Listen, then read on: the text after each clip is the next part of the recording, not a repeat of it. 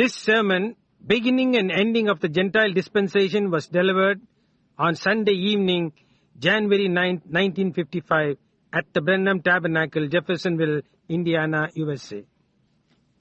கர்த்தராகிய இயேசு கிறிஸ்துவின் பரிசுத்த நாமத்துக்கு மகிமை உண்டாவதாக. நமது அருமை சகோதரனும் 20ஆம் நூற்றாண்டின் தீர்க்கதரிசியுமான வில்லியம் மரியம் பிரென்னம் அவர்களால் 1955 வருடம் ஜனவரி மாதம் 9ஆம் தேதி ஞாயிறு மாலையில் அமெரிக்கா இண்டியானா ஜெஃபர்சன்வில்லில் உள்ள பிரென்னம் ஜெப கூடாரத்தில் புறஜாதி யுகத்தின் துவக்கமும் முடிவும் என்ற தலைப்பின் கீழ் கொடுக்கப்பட்ட செய்தியை இப்பொழுது நீங்கள் தமிழாக்கத்துடன் கேட்கப் போகிறீர்கள்.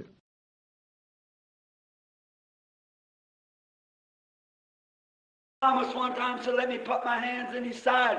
Jesus said, "Now you see and believe. How much greater is their reward who has never yet seen and yet believe." Amen.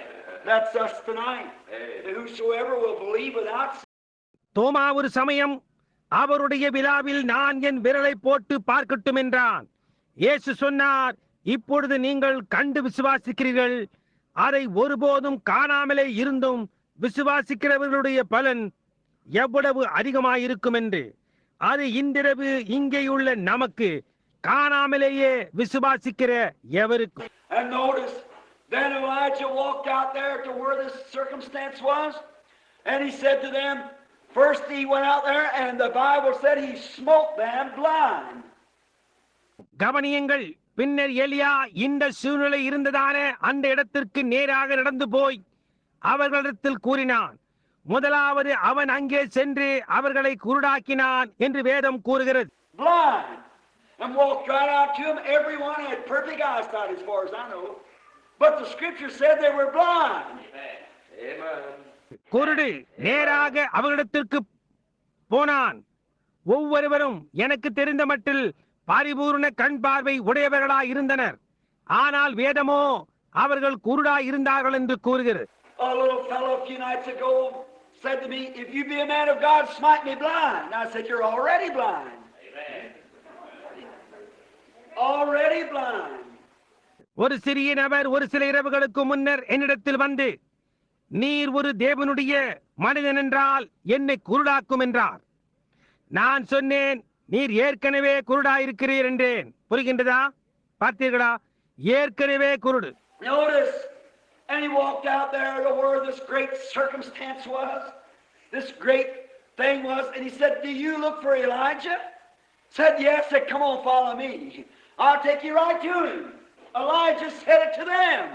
கவனியுங்கள், இந்த மகத்தான சூழ்நிலை இருந்ததான, இந்த மகத்தான காரியம் இருந்ததான அந்த இடத்திற்கு நேராக நடந்து சென்றான். அவர்களிடத்தில், நீங்கள் எலியாவையா தேடுகிறீர்கள் என்றான். ஆமையா என்றனர். அவன், வாருங்கள், என்னை பின்தொடர்ந்து நான் நேராக அவன் இருக்கும் இடத்திற்கு கொண்டு செல்லுகிறேன் என்றான். What was he blind about? They were blind to the fact that that was the prophet of God. They were blind to it. அவர்கள் எதை குறித்து குருடாய் இருந்தார்கள்? அதுதான் தேவனுடைய தீர்க்கதரிசி என்ற உண்மைக்கு குருடாய் இருந்தார்கள். அவர்கள் அதற்கு குருடாய் இருந்தார்கள். And he led them right straight down in the ambush again. Said, "Come on, I'll show you Elijah." And it was Elijah taking them down there. அவன் நேராக அவர்களை மீண்டுமாக பதிவிடுதலுக்கு மத்தியில் கொண்டு சென்றான். அவன், வாருங்கள், நான் உங்களுக்கு எலியாவை காட்டுகிறேன் என்றான். அவர்களை அங்கே கொண்டு சென்றவன் எலியாவேதான். And when they looked around and found that they're surrounded around, the king said, "My father, must I smite them?" He said, "Would you take a prisoner to smite him?" Said, "Give him something to eat and send him back to their country." அவர்கள் சுற்றுமுற்றும் பார்த்த பொழுது அவர்கள் சுற்றிலுமாய் வளைத்துக் கொள்ளப்பட்டிருக்கிறதை கண்டார்கள். ராஜா, என் தகப்பனே, நான் அவர்களை கொன்று போட வேண்டுமா என்றான். அதற்கு அவன், ஒருவனை கைதியாக எடுக்கும் பொழுது அவனை கொன்று போடுவாயா? அவர்களுக்கு புசிக்க ஏதாகிலும் கொடுத்து அவர்களுடைய தேசத்துக்கு அவர்களை திருப்பி அனுப்புங்கள் என்று. That's the way to settle wars, isn't that right? Certainly. Oh my, if we would only adopt that principle today, to feed your enemy. Do good to those that do evil to you. Amen. அந்த விதமாகத்தான் யுத்தங்களை தீர்ப்பார்கள். அது சரிதான் இல்லையா? நிச்சயமாக. ஓ என்னே, நாம் மட்டும் அந்த அடிப்படை கொள்கையை, உங்களுடைய எதிரியை போஷிப்பதை கடைபிடித்திருந்தால் நல்லது. உனக்கு தீமை செய்கிறவர்களுக்கு நன்மை செய்யுங்கள். ஆமென். There. Now, the blindness. Now, Elijah, or I mean not Elijah now, but Daniel. Daniel foresaw, he was a prophet. He saw the coming of the Lord. He saw the end time come. He saw the Gentiles start. அங்கே இப்பொழுது குருட்டாட்டம். இப்பொழுது எலியா அல்லது நான் என்ன சொல்லுகிறேன் என்றால், ஆனால் தானியேலோ முன்னதாகவே கண்டான். அவன் ஒரு தீர்க்கதரிசியா இருந்தான். கர்த்தருடைய வருகையை அவன் கண்டான். முடிவு நேரம் வருகிறதை அவன் கண்டான். புறஜாதியார் துவங்குவதை அவன் கண்டான். And if you notice, the Gentiles started off with idol worship. They was worshiping a great idol sitting out in the field, an idol of a man. நீங்கள் கவனித்து பார்ப்பீர்களானால் புறஜாதியார் ஒரு விக்கிரக ஆராதனையோடு துவங்கினர். அங்கே திறந்த வெளியிலே வைக்கப்பட்டிருந்த ஒரு மகத்தான சிலையை, ஒரு மனிதனுடைய சிலையை அவர்கள் ஆராதித்துக் கொண்டிருந்தனர். I believe Daniel himself, because King Nebuchadnezzar had called him Belteshazzar, which was his god. And he started worshiping an image of a righteous, holy man. And Daniel refused to do it. So did the Hebrew children, the Shadrach, Meshach, and Abednego. நான் நினைக்கிறேன் அது தானியேலுடையதுதான். ஏனென்றால் Nebuchadnezzar ராஜாவானவர் தானியேலை பெல்தெஷார் என்று அவனை அழைத்தான். அதுதான் அவனுடைய தேவன். அவன் ஒரு நீதியுள்ள பரிசுத்தமான மனிதனின் உருவத்தை ஆராதிக்க துவங்கினான். தானியேல் அதை செய்ய மறுத்தான். அதையேதான் அந்த எபிரேய பிள்ளைகளும் ஷாத்ராக், மேஷாக், ஆபத்நேகோ என்பவர்களும் செய்தனர். That's the way it was issued in, and it was condemned. That head of gold was issued in by image worship, forced to it, and ended up in a supernatural hand writing a supernatural language that only supernatural understanding could understand it. Amen. அந்த விதமாகத்தான் அது உள்ளே கொடுக்கப்பட்டது. அது கண்டனம் பண்ணப்பட்டது. அந்த பொன்னான தலையான உருவ வழிபாட்டை அதற்கு அது கட்டாயப்படுத்தப்பட்டு ஒரு இயற்கைக்கு மேம்பட்ட கரமானது ஒரு இயற்கைக்கு மேம்பட்ட ஒரு பாஷையில் எழுதினது. அதை ஒரு இயற்கைக்கு மேம்பட்ட புரிந்து கொள்ளுதலால் மட்டுமே அதை புரிந்து கொள்ள முடியும். அந்த விதமாகவே அது அப்படியே முடிவிற்கு வரும். That's the way the Gentile kingdom issued in, and it'll go out the same way. That's right. By supernatural works, supernatural interpretation. புறஜாதி ராஜ்யம் அந்த விதமாகத்தான் உள்ளே வந்தது. அதே விதமாகவே அது வெளியேறும். அது உண்மை. இயற்கைக்கு மேம்பட்ட கிரியைகளினாலும் இயற்கைக்கு மேம்பட்ட வியாக்கியானத்தினாலுமே வெளியேறும். You know what I'm talking about. The working of the supernatural. Oh, how marvelous. Aren't you happy tonight you believe in the supernatural? Yes. நான் எதை குறித்து பேசுகிறேன் என்று உங்களுக்கு தெரியும். இயற்கைக்கு மேம்பட்டதான கிரியைகளினாலே ஓ எவ்வளவு அற்புதமாய் இருக்கிறது. நீங்கள் இன்றிரவு சந்தோஷமாய் இல்லையா? உங்களுக்கு இயற்கைக்கு மேம்பட்டதில் விசுவாசம் இல்லையா? ஆம். Now, then after these visions, he showed him just where the nations would be standing. He showed him how that there were so many years depended yet on the Jews.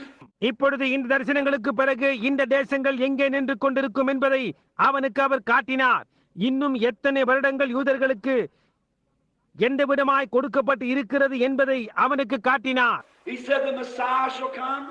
He'll prophesy in the 70th weeks, which is 3.5 years. In the midst of it, he'll be cut off, which is 7 years.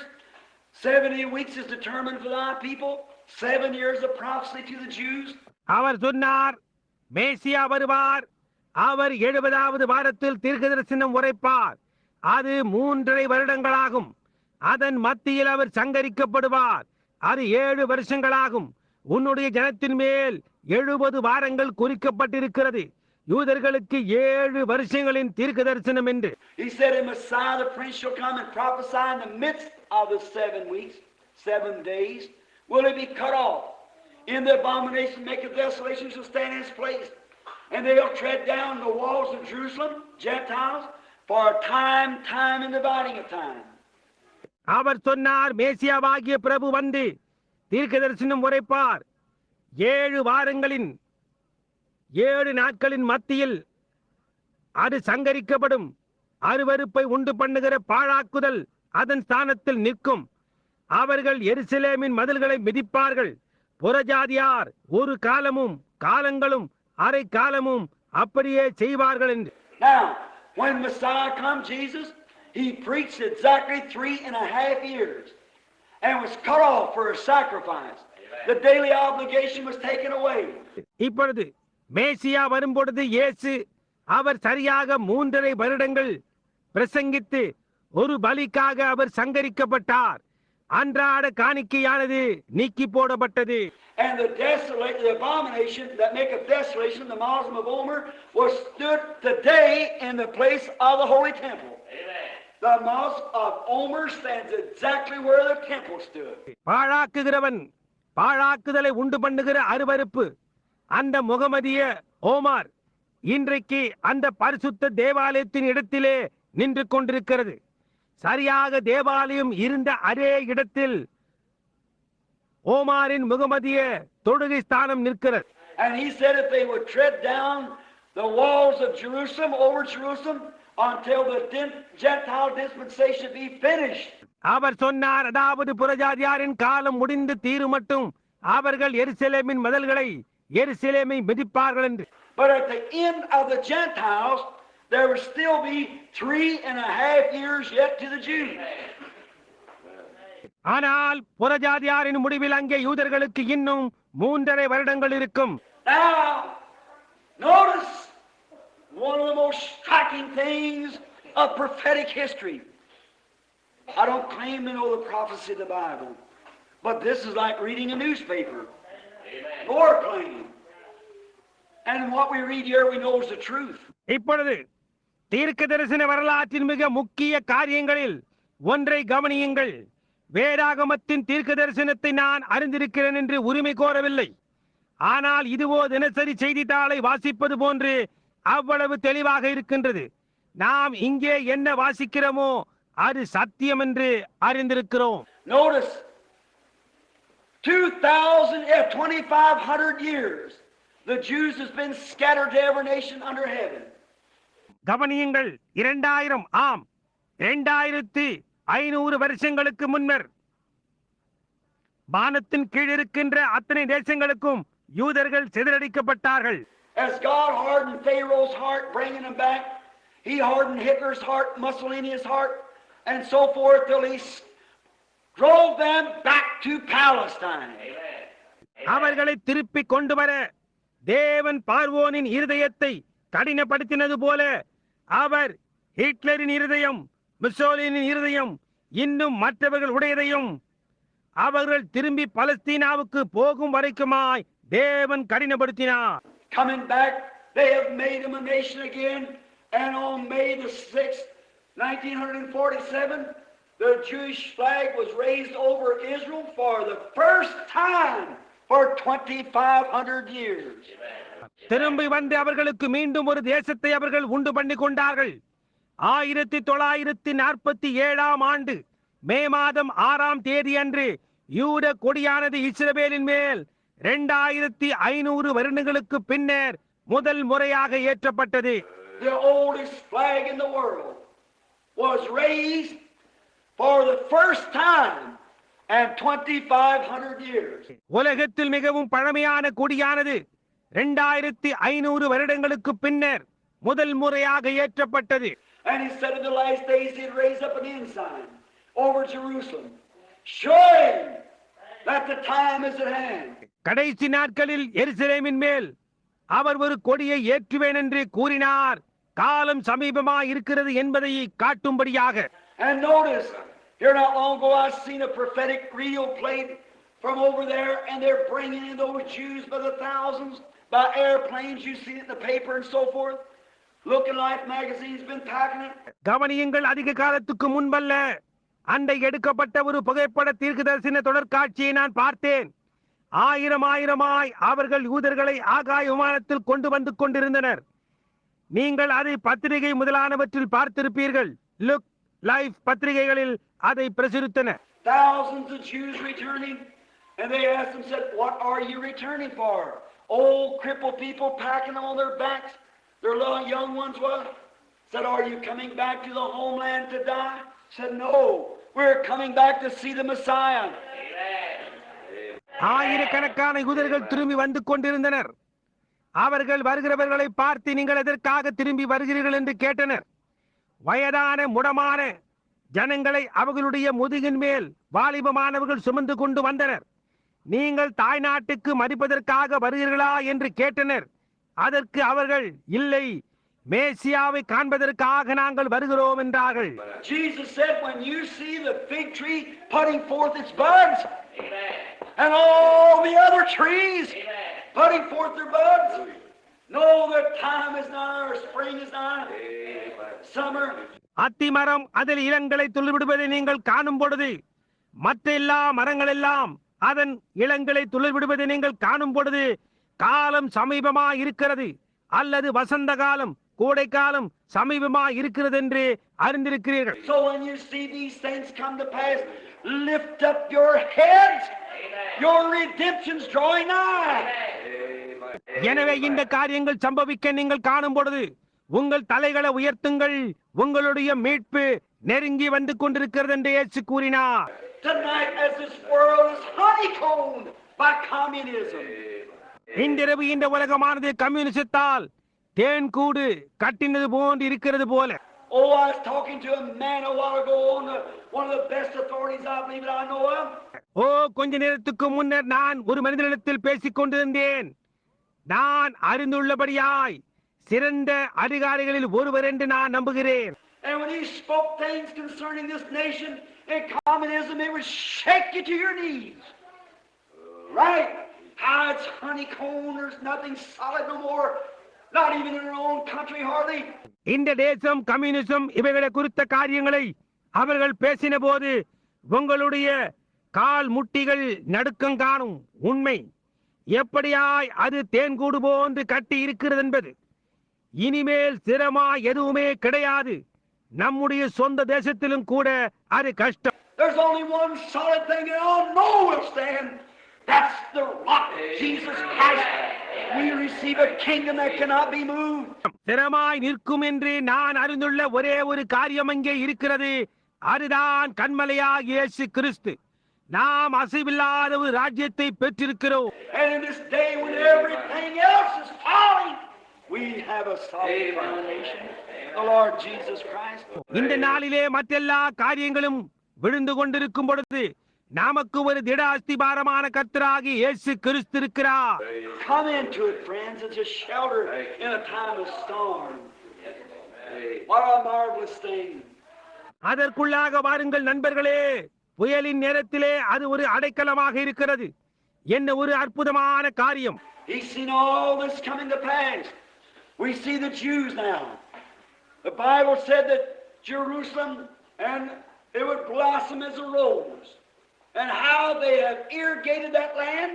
இவைகளெல்லாம் நிறைவேறுதலுக்கு வருகிறதை அவன் கண்டான். இப்பொழுது நாம் யூதர்களை பார்க்கிறோம். வேதம் கூறுகிறது அது ஒரு ரோஜாவை போன்று பூ பூக்கும்.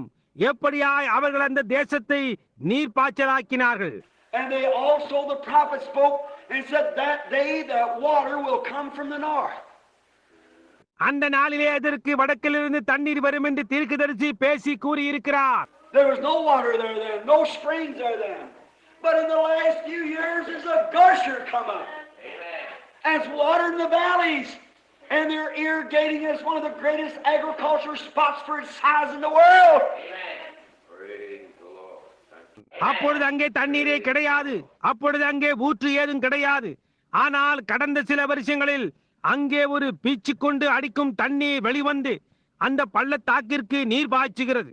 அவர்களுடைய நீர் பாய்ச்சல் உலகத்திலேயே அதனுடைய அளவிற்கு மகத்தான விவசாய ஸ்தலங்களில் ஒன்றாக இருக்கிறது. And all these great chemicals, right in the Dead Sea, there's enough chemicals found in the bottom of it that all the wealth of the world couldn't buy. இந்த மகத்தான எல்லா ரசாயன பொருட்களும் அங்கேயே சவக்கடலுக்குள்ளாக இருக்கிறது. அங்கே அதன் அடியில் போதுமான ரசாயன பொருட்கள் இருக்கிறது. உலகத்தின் எல்லா செல்வத்தாலும் அதை வாங்க முடியாது. Of chemicals, uranium and everything else. right in the bottom of the Dead Sea, which now belongs to Israel.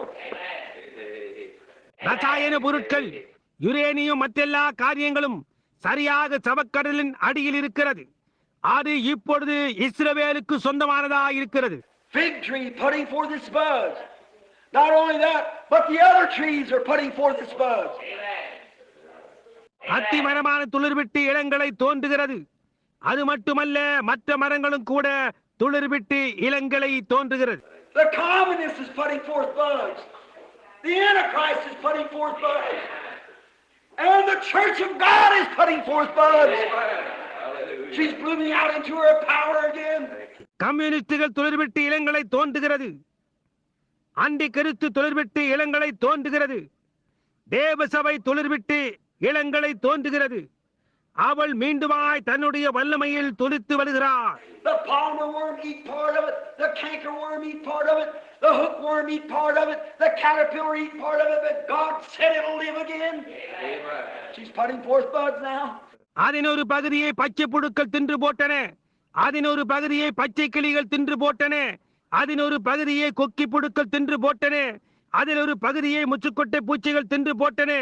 ஆனால் அது மீண்டுமாய் ஜீவிக்கும் என்று தேவன் கூறுகிறார். அவள் இப்பொழுது துளிர்விட்டு அதிலே இளங்களை தோன்றுகிறது. The trees are putting forth buds.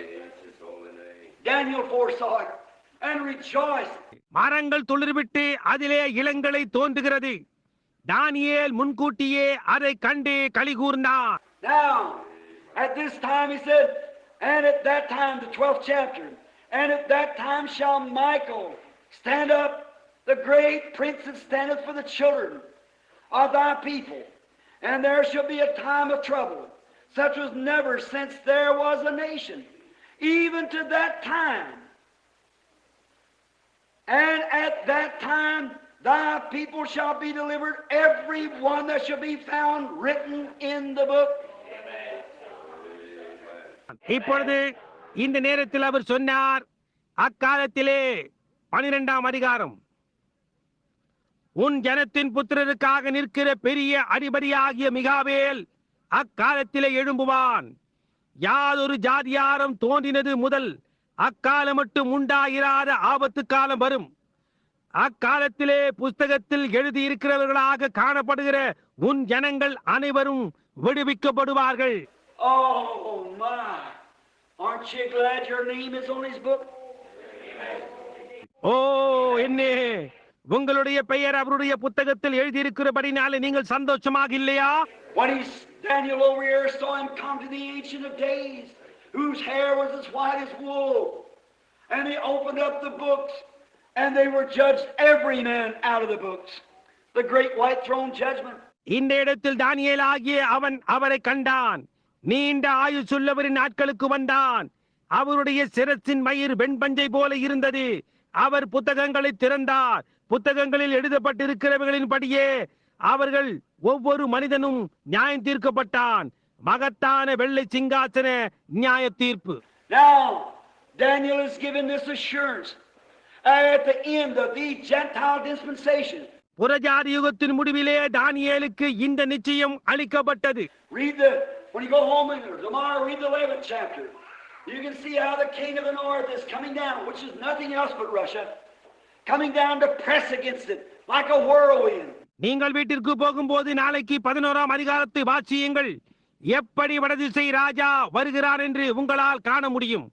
அது ருஷ்யாவை தவிர வேறொன்றுமில்லை. ஒரு சுழல் காற்றை போல் அதற்கு எதிராக அழுத்தும்படியாக கீழே வருகிறது. And the great battle of Armageddon will be fought right there near the gates of Jerusalem. மகத்தான அர்மகெதோன் யுத்தமான சரியாக எருசலேமின் வாசல் அண்டையில் நடக்கும். Notice all of this, and at that time thy people shall be delivered, every one that's been found written in the book, the Lamb's book of life. கவனியுங்கள்.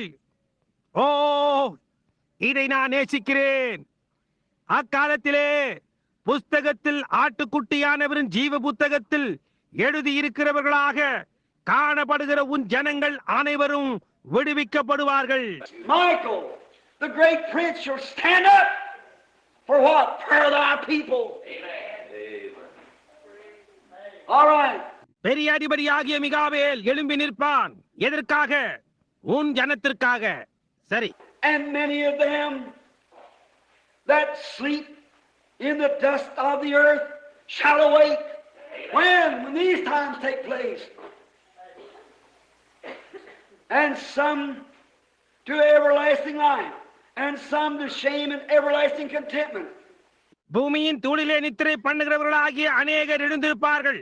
எப்பொழுது? இந்த காலங்கள் சம்பவிக்கும் பொழுது. சிலர் நித்திய ஜீவனுக்கும், சிலர் நித்திய நிந்தைக்கும் இகழ்ச்சிக்கும் எழுந்திருப்பார்கள். Just as sure as there's an everlasting life, there's an everlasting departure. It determines on how you treat Jesus Christ in your life. ஒரு நித்திய ஜீவன் அங்கே இருப்பது எவ்வளவு நிச்சயமாக இருக்கிறதோ அவ்வளவு நிச்சயமாக அங்கே ஒரு நித்திய போய்விடுதலும் இருக்கிறது. உங்களுடைய ஜீவியத்தில் நீங்கள் இயேசு கிறிஸ்துவை எந்த விதமாய் நடத்துகிறீர்களோ அது அதை தீர்மானிக்கிறதா இருக்கிறது. If you love him and born again, he got his spirit, you've got everlasting life. If you don't, you have not everlasting life.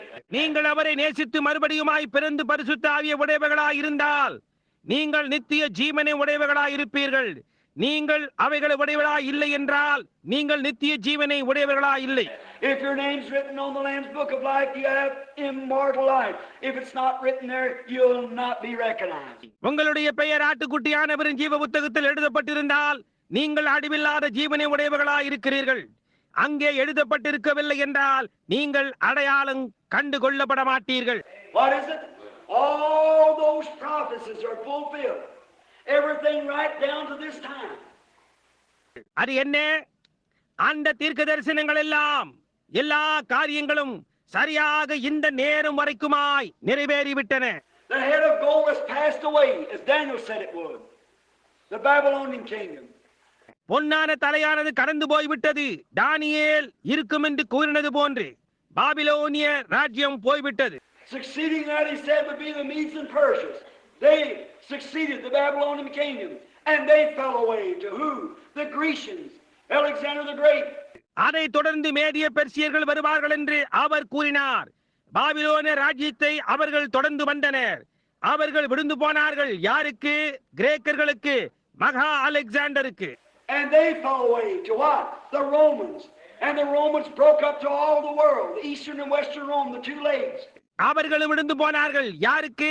ரோமர்களுக்கு. ரோமர்கள் உலகம் முழுவதுக்குமாக சென்றார்கள். கிழக்கத்திய மேற்கத்திய ரோமாபுரியாக இரண்டு கால்கள். And he said iron and clay was on the toes, the 10 toes, the 10 kingdoms. And he said they wouldn't mix, they'd intermarry among one another. Romanism and Protestantism. இரும்பும் களிமண்ணுமான பாதங்கள் இருந்தன. 10 விரல்களும் 10 ராஜ்யங்களாம் என்று அவர் கூறினார். அவைகள் ஒன்றோடொன்று கலக்காது. அவர்கள் ஒருவர் இன்னொருவரோடு கலப்பு திருமணம் செய்து கொள்வார்கள். ரோமானிசமும் புரோட்டஸ்டன்டிசமும் என்று அவர் கூறினார். And in that day, when this thing exists, then the stone will shoot out of the mountain without hands and rolled in and broke the thing to pieces. And it took the place of the image. இந்த காரியமானது நடந்து கொண்டிருக்கின்றதான அந்த நாளில் கரங்களால் பெயர்க்கப்படாத மலையிலிருந்து வெட்டப்பட்ட கல் அப்பொழுது உருண்டு உள்ளே வந்து அந்த காரியத்தை துண்டு துண்டுகளாக உடைத்தது. அந்த உருவ சிலைக்கு அதுதான் சம்பவித்தது. So my brethren, we're having troubles tonight. Wars, rumors of wars, earthquakes in diverse places, perplexed of time, distress between nations. எனவே என் சகோதரரே, நமக்கு இன்றிரவு தொல்லைகள் இருக்கிறது. யுத்தங்களும் யுத்தங்களின் செய்தியும் பல இடங்களில் பூமி அதிர்ச்சிகளும் இடுக்கமான நேரமும் ஜாதிகளிடையே தத்தளிப்பும் உண்டாகும். I've just come back from overseas and I haven't seen a nation but what's trembling in their shoes. They don't know what's going to take place next. நான் கடல் கடந்து இப்பொழுதுதான் வந்திருக்கிறேன். அவர்களுடைய காலணிகளுக்குள்ளே நடுங்கிக் கொண்டிருக்கிற தேசங்களை தவிர நான் வேறு ஒன்றையும் காணவில்லை. அடுத்து என்ன சம்பவிக்க போகிறது என்று அவர்கள் அறியாதிருக்கிறார்கள். But aren't we thankful tonight that we do know what's going to take place next? The Lord Jesus Christ shall come the second time in glory and majesty. ஆனால் அடுத்து என்ன சம்பவிக்க போகிறது என்பதை நாம் இன்றிரவு அறிந்திருக்கிறபடியினால் நாம் நன்றி உள்ளவர்களா இருக்க வேண்டும் அல்லவா? கர்த்தராகிய இயேசு கிறிஸ்து மகிமையும் கனமும் பொருந்தினவராய் இரண்டாம் முறை வருவார். And every name that is found written in the Lamb's Book of Life shall rise with their loved ones to meet the Lord in glory. Oh, what a marvelous thing. ஆட்டுக்குட்டியானவரின் ஜீவ புத்தகத்தில் பெயர் எழுதப்பட்டவர்களாய் காணப்படுகின்ற ஒவ்வொரு ஆணும் பெண்ணும் அவர்களுடைய அருமையானவருடன் நாடு ஆகாயத்தில் ஆண்டவரை சந்திக்கும்படியாய் எழும்பி வருவார்கள். ஓ, என்ன ஒரு அதிசயமான காரியம்! That's the reason we say our hope is built on nothing less than Jesus' blood with righteousness. All around my soul gives way. He's our hope and stay. அந்த காரணத்தினால் தான் நாம் இயேசு கிறிஸ்துவின் நீதியோடு இரத்தமும் தவிர அதற்கு குறைவானதின் மேல் நம்முடைய நம்பிக்கை கட்டப்படவில்லை. என்னுடைய ஆத்துமாவை சுற்றிலும் வழிவிட்டாலும் அவரே நம்முடைய நம்பிக்கையும் தாபரவுமாயிருக்கிறார். And at that time Michael shall stand, the great prince.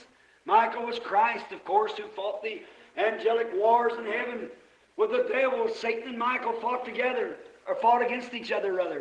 பெரிய அதிபதியாக மிகாவேல் அக்காலத்தில் எழும்பி நிற்பார். நிச்சயமாக மிகாயேல் கிறிஸ்துவாயிருந்தார். பரலோகத்தில் தூதர்களின் யுத்தத்தில் சாத்தானோடு யுத்தம் பண்ணினவர் அவரே. சாத்தானும் மிகாயேலும் ஒருவர் இன்னொருவருக்கு எதிராய் யுத்தம் செய்தார்கள். And now, and at that time, he said, as many was found written in the book was delivered, and those who had done righteous. இப்பொழுது அக்காலத்திலே புத்தகத்தில் எழுதியிருக்கிறதாக காணப்படுகிற அனைவரும் விடுவிக்கப்படுவார்கள். நீதியை நடப்பித்தவர்கள். Watch this. And they that be wise shall shine as the brightness of the firmament, and they that turn away many to righteousness as the stars forever. இதை கவனியுங்கள்.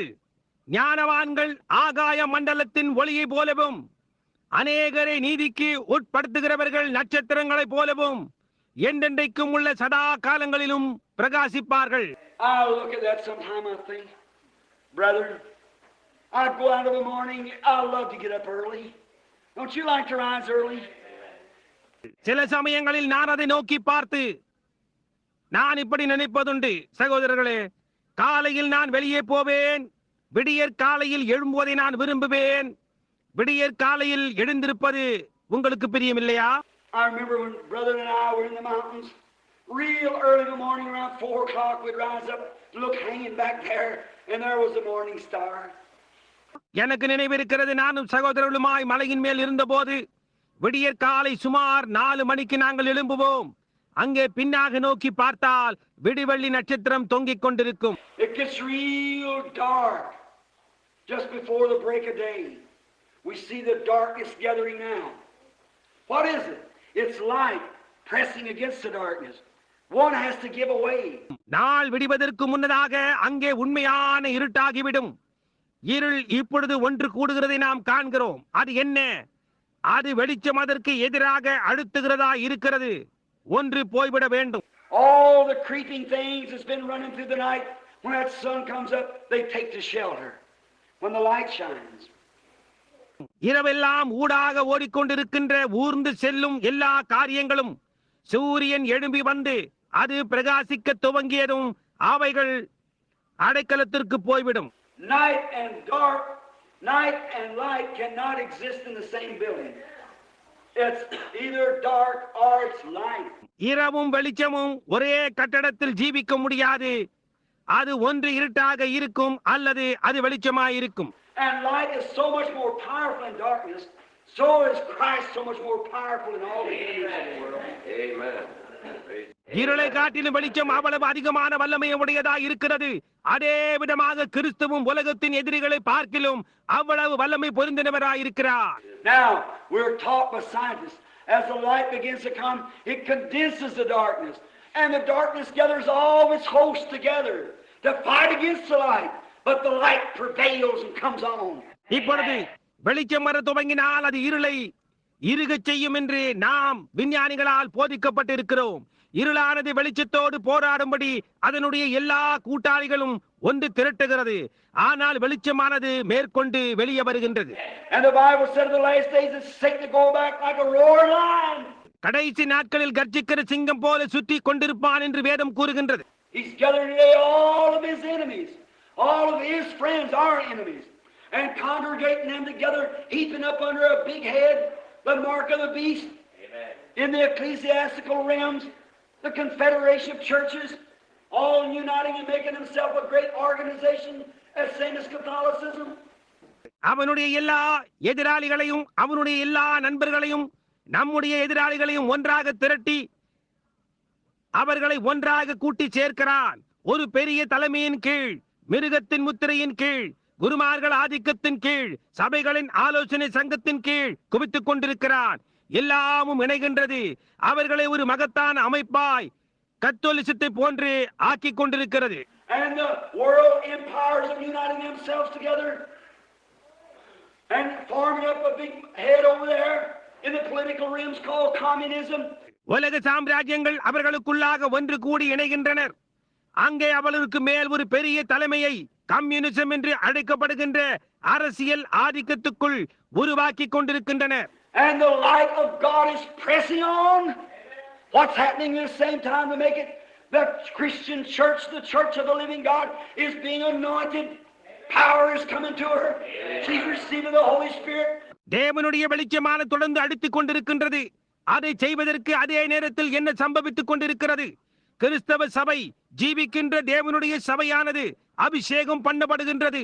வல்லமை அவளுக்கு வந்து கொண்டிருக்கிறது. அவள் பரிசுத்த ஆவியை பெற்றுக் கொள்ளுகிறார். Last year in the full gospel realms was 1,500,000 conversions. Amen. The greatest that swept the land for years after years. Amen. கடந்த வருடம் முழு சுவிசேஷ ஆதிக்கத்தில் 10,500,000 பேர்கள் மனம் மாறினார்களாம். வருஷா வருஷங்களாக மகத்தாக தேசத்தை வாரிக்கொண்டதாக இருக்கிறது. We're not in an alley no more. We're up on a Hallelujah Boulevard. Amen. We're not in a shed no more. நாங்கள் இதற்கு மேல் கூட்டில் இல்லை. நாங்கள் ஒரு நிழலான அல்லேலூயா உலாவும் பாதையில் இருக்கிறோம். நாங்கள் இனி கொட்டகைக்குள்ளாக இருக்க போவதில்லை. 1,500,000 conversions in the full gospel ranks last year. Succeeded Catholicism and everything else. முழு சுவிசேஷ ஊழியங்களில் 10,500,000 பேர்கள் மனம் மாறினார்கள். கத்தோலிசம் மற்றவைகளை எல்லாம் மிஞ்சிவிட்டார்கள். Oh my! What is it? Lights gathering, great healing services is come to go. Hallelujah! ஓ என்ன அது என்ன? வெளிச்சம் ஒன்று சேர்ந்து வருகிறது. மகத்தான சுகமளிக்கும் ஆராதனைகள் உலகத்தையே வாரி கொண்டு வந்தது. ஹல்லேலூயா! Way down in Formosa, healing campaigns are going on. Way down in Japan, healing campaigns are going on. Up in the frozen regions of the north, healing campaigns are going on. அங்கே உள்ளாக பார்மோசாவில் சுகமளிக்கும் ஆராதனை கூட்டங்கள் நடந்து கொண்டிருக்கின்றன. அங்கே கீழாக ஜப்பானில் சுகமளிக்கும் ஆராதனை கூட்டங்கள் நடந்து கொண்டிருக்கின்றன. உறைந்து போகும் இடமான வடதுருவத்தில் சுகமளிக்கும் ஆராதனைகள் நடந்து கொண்டிருக்கின்றன. Around the world, healing campaigns. Hallelujah! And are receiving the Holy Ghost of everybody. We're at the end now. உலகத்தை சுற்றிலுமாய் சுகமளிக்கும் ஆராதனைகள் நடந்து கொண்டிருக்கின்றன. ஹல்லேலூயா! எல்லா இடங்களிலும் ஜனங்கள் பரிசுத்தாவின் அபிஷேகத்தை பெற்றுக் கொள்கிறார்கள். நாம் கடைசி நேரத்தில் இருக்கிறோம். What's he doing? And the devil says, now is my time. He's congregating his forces. அது என்ன செய்கிறது? அப்பொழுது பிசாசு இப்பொழுதுதான் என்னுடைய நேரமாய் இருக்கிறது என்கிறான். அவனுடைய படையை அவன் ஒன்று திரட்டிக் கொண்டிருக்கிறான். Confederation of churches trying to stop it. Amen. Saying they're nothing but a bunch of noise boxes. There's nothing to them. It's all fanaticism. There's no such a thing as working in the supernatural. சபைகளின் ஆலோசி சங்கமானது அவர்கள் வெறும் ஓசையிடும் பெட்டிகளே தவிர வேறு ஒன்றுமில்லை. அவர்களுக்கு அங்கே ஒன்றுமில்லை. அது எல்லாம் மதவெறியா இருக்கிறது. இயற்கைக்கு மேம்பட்டதில் கிரியை செய்தல் என்பது போன்ற ஒரு காரியமே கிடையாது என்று சொல்லிக் கொண்டிருக்கிறது. At the same time, the head of the American Medical Association writes a piece of paper and said, no man's got a right to come into a sick room to minister to the people that don't believe in Almighty God and accept Him as His helper. அதே நேரத்தில் அமெரிக்க மருத்துவ விஞ்ஞானத்தின் சங்கமானது ஒரு சிறு தாளை வெளியிட்டிருக்கிறது. வியாதியஸ்தர்களின் அறைக்குள் வந்து சர்வ வல்லமையுள்ள தேவனில் விசுவாசம் இல்லாமல் அவனுடைய உதவியாளனாய் அவரை ஏற்றுக்கொள்ள முடியாத ஜனங்களுக்கு சேவை செய்வதற்கு எந்த ஒரு மனிதனுக்கும் எந்த உரிமையும் கிடையாது என்று கூறுகிறது. The Christian Herald interviewing doctors last month gave write-ups that I couldn't write myself if I was trying to brag on them. கிறிஸ்தவ ஹெரால்ட் கடந்த மாதம் வைத்தியர்களை பேட்டி கண்டு ஒரு சிற்றுரையை வெளியிட்டனர். நான் அதை குறித்து பெருமையாய் பேசுகிறேன் என்றால் அதை என்னால் எழுத முடியவில்லை. What is it? In the midst of everything, God will cause His enemies to testify to His glory. Yes, sir. Hallelujah. Glory. எல்லா காரியங்களின் மத்தியில் அவருடைய மகிமைக்காக அவருடைய சத்துருக்கள் சாட்சி கொடுக்கும்படியாக தேவன் செய்வார். ஆமையா. The doctor said we can only administer AIDS, but God is the healer. Hallelujah. I said them great men just finding out what we bunch of nitwits know all the time. That's right. எங்களால் உதவி கருவிகளை வைக்கத்தான் முடியும், ஆனால் தேவனே சுகமளிப்பவராக இருக்கிறார் என்று வைத்தியர் கூறுகிறார். இந்த புத்தி இல்லாத கூட்டம் எல்லா நேரங்களிலும் அறிந்திருக்கிறவைகளை இந்த மகத்தான மனிதர்கள் இப்பொழுதுதான் கண்டுபிடிக்கிறார்கள் என்று நான் கூறினேன். அது உண்மை. Some of these glorious days, you'll